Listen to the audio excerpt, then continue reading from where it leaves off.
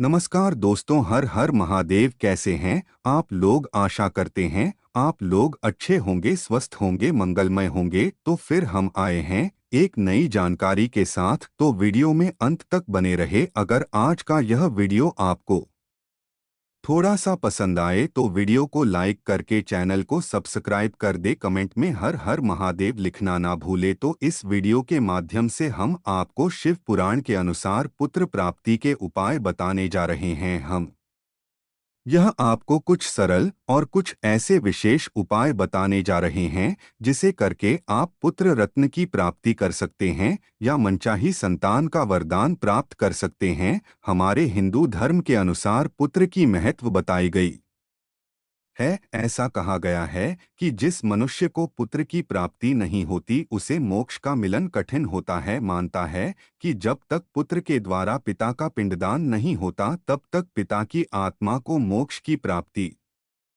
नहीं होती। शिव पुराण के अनुसार पुत्र प्राप्ति के संख्या एक। शिव पुराण के अनुसार पुत्र प्राप्ति का यह उपाय केवल पुत्रदा एकादशी के दिन किया जा सकता है।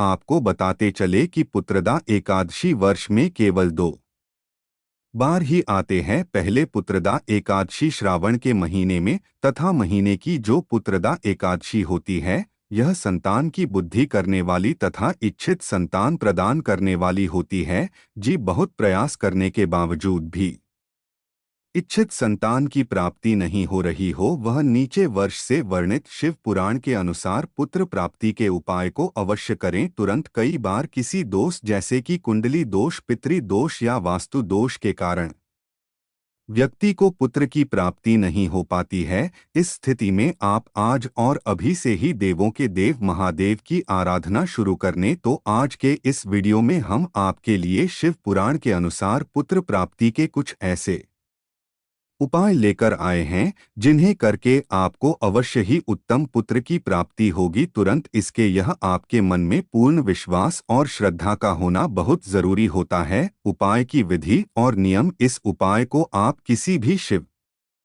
मंदिर में कर सकते हैं। अपने घर में साबूदाने या चावल की थोड़ी सी खीर बना ले। उसे खीर को छोटी से कटोरी में रख ले, एक दूसरी कटोरी में थोड़ी मात्रा में रख ले। अपनी पूजा की थाली में अन्य पूजन सामग्री के साथ साथ इन दोनों कटोरियों को भी रख ले। इसके अलावा 2 बेलपत्र तथा एक लंबी बाती वाला देसी घी का दीपक भी रखें और इन सब को लेकर शिव मंदिर में जाएं। शिवलिंग के पूजन के बाद इन दोनों कटोरियों को शिवजी के समक्ष रख दें। अब जो 2 बेलपत्र आप लेते थे उन्हें शिवलिंग पर समर्पित करें। पश्चात शिवजी की चौखट पर घी का दिया प्रज्वलित करने और शिव जी को जो 2 बेलपत्र अपने समर्पित किया था उसे वापस उठा ले। एक बेलपत्र बाबा की चौखट पर बैठकर संतान प्राप्ति की मनोकामना करते हुए खा ले। दूसरे बेलपत्र को घर लाकर अपने पति को खिला दे। इस विधि से पुत्रदा एकादशी के दिन इस उपाय को भक्ति पूर्वक करने से भगवान भोलेनाथ आपके पुत्र प्राप्ति की कामना को अवश्य पूर्ण करेंगे। शिव पुराण के अनुसार पुत्र प्राप्ति के उपाय संख्या 2। अब हम जो शिव पुराण के अनुसार पुत्र प्राप्ति के उपाय को बताने जा रहे हैं वह बहुत ही आसान है। शिव महापुराण में वर्णित इस उपाय को करने के लिए आपको 2 सामग्रियों की आवश्यकता होगी। पहले श्रीफल यानी कि नारियल और दूसरा पीला या लाल वस्त्र। वस्त्र इतना ही बड़ा ले कि आप इसे नारियल के ऊपर 5 या 7 बार लपेट सके और यदि लपेटने के बाद वस्त्र रह जाए तो उस कपड़े को रहने दे, उसे काटे नहीं। अब इन दोनों सामग्रियों को लेकर किसी भी शिव मंदिर जाएं। अब ले गए वस्त्र को नारियल पर लपेटकर कपड़े को लपेटते समय पुत्र प्राप्ति की मनोकामना को मन ही मन बोले। अब वस्त्र में लिपेट श्रीफल को शिवलिंग के समक्ष जमीन पर रखें। ध्यान रखें रखते समय अपना नाम और अपना गोत्र बोलना होता है। ऐसा कर शिवजी को प्रणाम कर घर वापस आए। देव वादिदेव महादेव आपकी इच्छा संतान की मनोकामना पूर्ण कर देंगे। शिव पुराण के अनुसार पुत्र प्राप्ति के उपाय संख्या 3। जब किसी भी कारण से अगर आपके वंश में वृद्धि नहीं हो रही हो तो शिव महापुराण में भगवान शिव की आराधना पारिजात के पुष्प से करने का विधान बताया गया है। आगे बताए गए शिव पुराण के अनुसार पुत्र प्राप्ति के उपाय में पारिजात के पुष्प का वर्णन मिला है। इस उपाय को आप किसी भी सोमवार या शिवरात्रि या फिर सोमवार की अष्टमी को कर सकते हैं। इस उपाय को करने के लिए पारिजात के 50-60 पुष्पों की आवश्यकता होगी। अब आपको करना यह है कि पारिजात के पुष्प के पीछे के केसरिया रंग का जो भाग होता है उसे तोड़कर अलग कर ले। अब इन केसरिया रंग के इस भाग को छाया में सुखाने के लिए छोड़ दें। जब यह सूख जाए सकता है, अब इसी के शरीर चंदन और इसके एक पुष्प को लेकर शिव मंदिर जाएं। सबसे पहले शिवलिंग पर अशोक सुंदरी वाले स्थान पर आपको फलयाद का पुष्प समर्पित करना है। पुष्प समर्पित करते समय जो पुष्प की डंडी होगी वह भोलेनाथ की शिवलिंग की तरफ होगी और जो फूल वाला मुख होगा दूसरी तरफ होगा। इसके बाद फिर से इस पुष्प को उठाना है और माता पार्वती का जो हस्त कमाल है उसे पर समर्पित करना है। जब माता पार्वती के हस्त कमल पर इस पुष्प को समर्पित करें तो डंडे वाला मुख आपकी तरफ होना चाहिए और फूल वाला भाग भोलेनाथ के शिवलिंग की तरफ होना चाहिए। तत्पश्चात फिर से इस पुष्प को उठा लेने और फिर शिवलिंग पर इस पुस्तक को समर्पित करना है। पुष्प इस तरह से रखें कि डंडे वाला भाग शिवलिंग पर होना चाहिए तथा जो पुष्प का सफेद वाला भाग है वह आपकी तरफ हो। इसके बाद जो आपने पारिजात की पुष्प का चंदन बनाया था उसमें थोड़ा सा पानी मिलाकर उसका ड्राई फ्रूट भोलेनाथ के शिवलिंग पर बना दें। पूरे संधि के दौरान इच्छित संतान प्राप्ति की मनोकामना मन में बोलते रहे। इस प्रकार से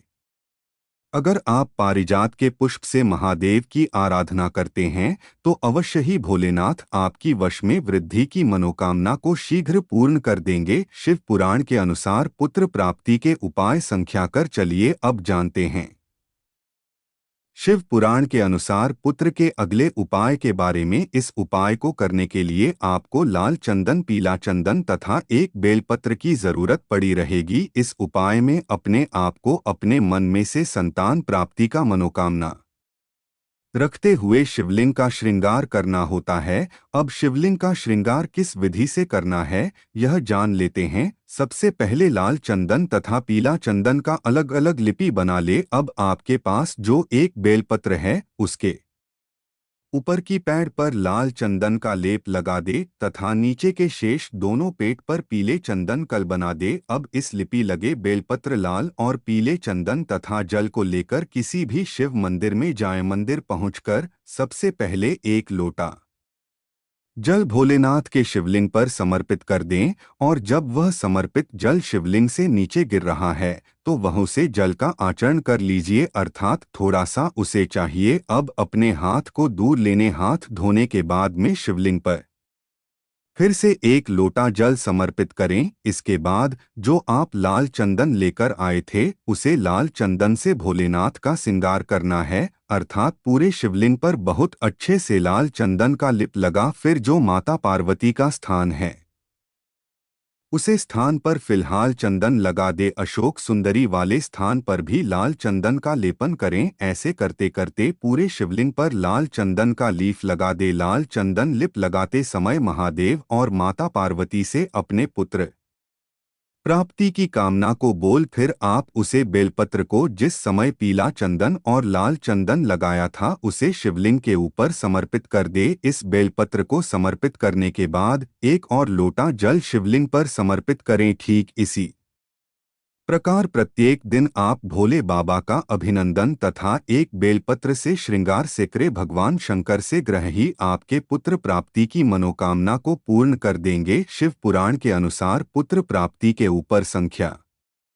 5। शिव पुराण के अनुसार पुत्र प्राप्ति के उपाय में एक उपाय सफेद आग के चरण का भी है। इस उपाय को करने के लिए पति और पत्नी दोनों को साथ में जाकर सफेद आंकड़ेजड़ को लाना होता है। यदि किसी कारण शक्ति नहीं जा सकते तो पत्नी अकेले ही जाकर सफेद आंकड़े कीचड़ को लेकर आ सकती है।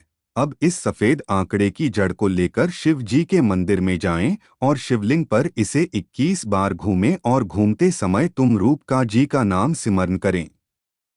अब उसे जड़ को लालक बड्डी में लपेटकर लाल धागे से अपनी कमर में बांध ले। सफेद आंकड़े की जड़ को करने के बाद शिव पुराण के अनुसार पुत्र प्राप्ति के उपाय में यह वर्णन मिला है कि आपको प्रतिदिन 1 महीने तक पीपल का एक पत्ता तोड़ना है और उसे पेट को धोकर भगवान शंकर के शिवलिंग पर समर्पित करते हैं और कुंडलेश्वरम महादेव को स्मरण करते हुए वापस उठाकर अपने घर ले चले जाएं। अब मुझे गाय के दूध में उसे पेट को उबालने तथा जब दूध ठंडा हो जाए तो पेट को निकालकर किसी भी वृक्ष के नीचे रखने। उसके बाद में पति और पत्नी दोनों ही सपना के पूर्व उसे दूध कॉफी पीपल के पेड़ का सेवन 1 महीने तक करें। अगर आप करवाती हो जाए तो कैसे कि आकर दिखी जबरदस्त को खोलना नहीं है। गर्भवती होने के 3 महीने बाद तक भी सफेद आंकड़े इस जेड को अपने कमर में बंधे रहे तो परांत इस जड़ को खोलकर किसी भी ब्रिज के नीचे रख दें। नोट: इस लेख में निहित किसी भी